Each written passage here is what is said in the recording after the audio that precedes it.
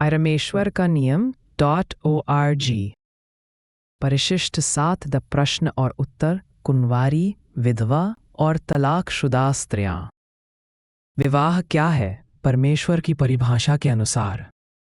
आरंभ से ही शास्त्र यह प्रकट करते हैं कि विवाह का निर्धारण किसी समारोह, प्रतिज्ञाओं या मानवीय संस्थाओं से नहीं होता, बल्कि उस क्षण से होता है जब कोई स्त्री, चाहे वह कुंवारी हो या विधवा, किसी पुरुष के साथ शारीरिक संबंध बनाती है।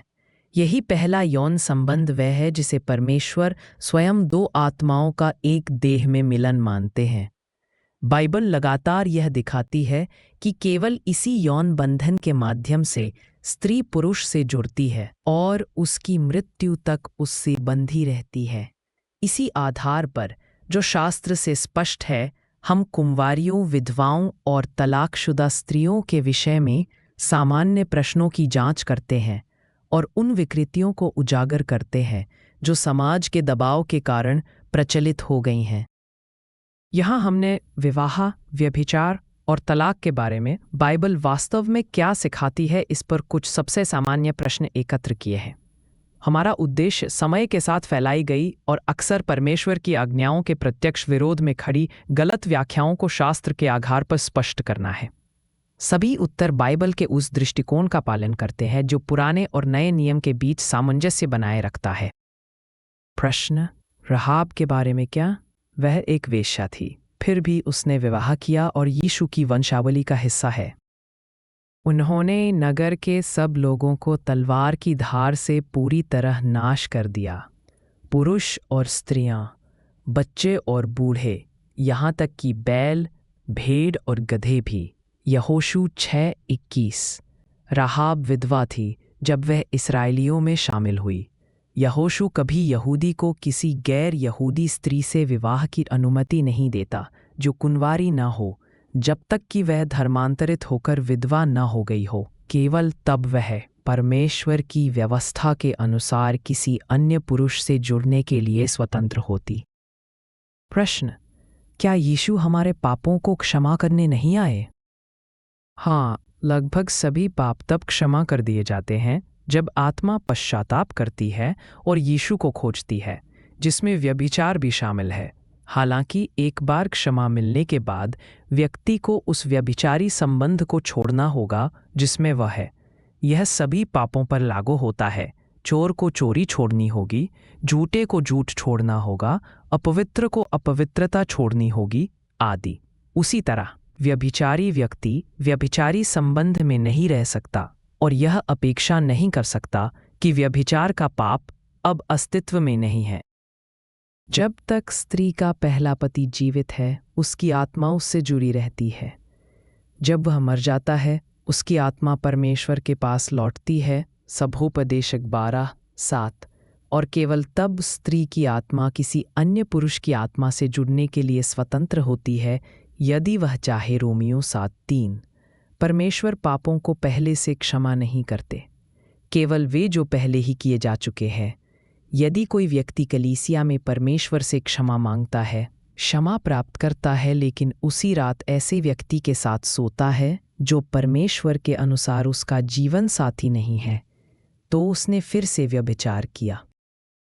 प्रश्न: क्या बाइबल यह नहीं कहती जो परिवर्तित होता है, देखो सब बातें नई हो गई हैं? क्या इसका अर्थ है कि मैं शून्य से शुरू कर सकता हूं? सिर नहीं।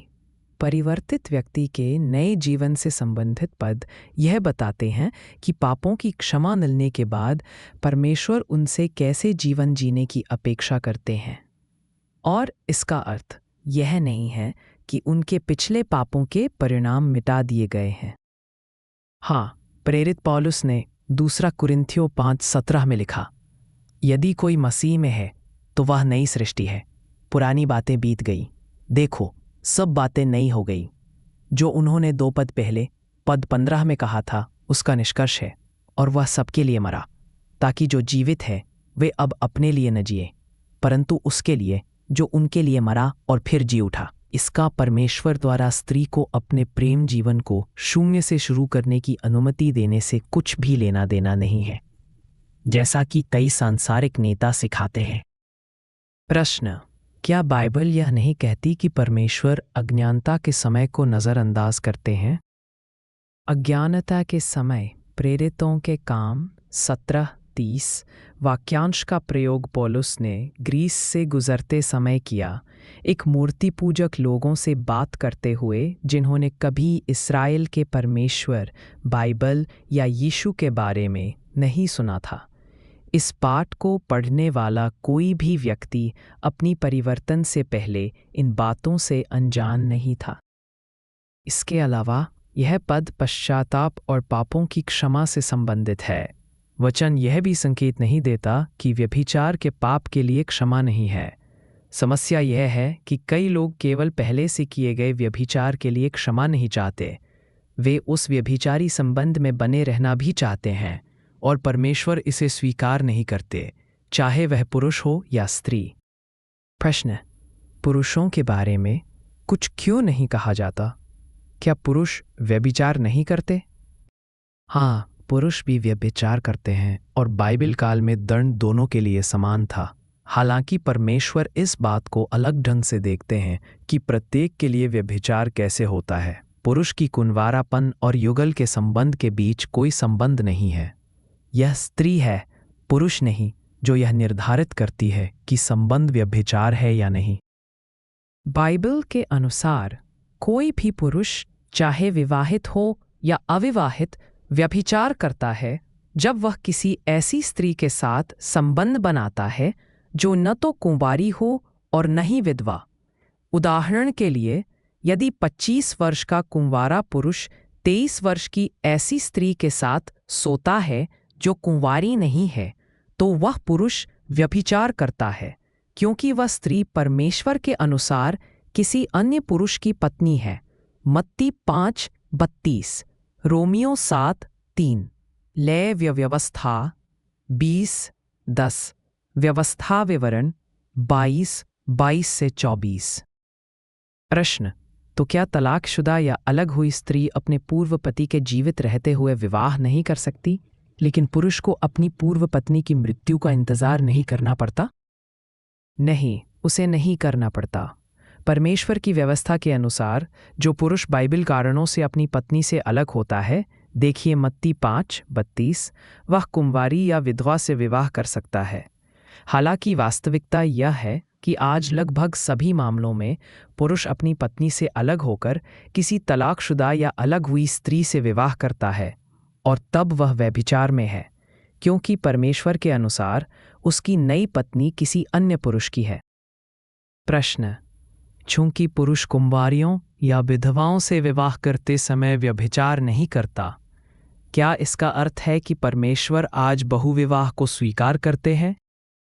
नहीं, हमारे दिनों में बहुविवाह की अनुमति नहीं है, क्योंकि यीशु के सुसमाचार और पिता की व्यवस्था के उनके अधिक कठोर अनुप्रयोग के कारण।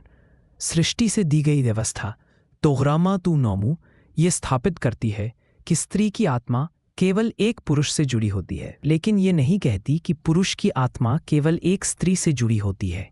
यही कारण है कि पवित्र शास्त्र में व्यभिचार हमेशा स्त्री के पति के विरुद्ध पाप के रूप में वर्णित है।